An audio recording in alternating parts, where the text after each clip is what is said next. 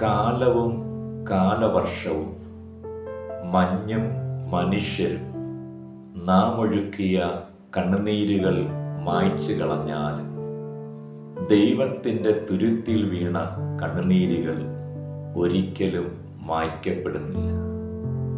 40 വർഷം മോശ എന്ന മനുഷ്യൻ്റെ കണ്ണീര് സ്വീകരിച്ച ഒരു മരുഭൂമിയുണ്ട്.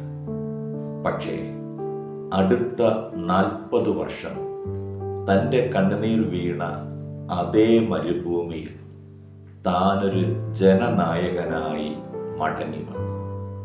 കുഞ്ഞെ, നിന്റെ കണ്ണുനീർ വീണിടത്ത് ദൈവം നിന്നെ മാനിക്കും.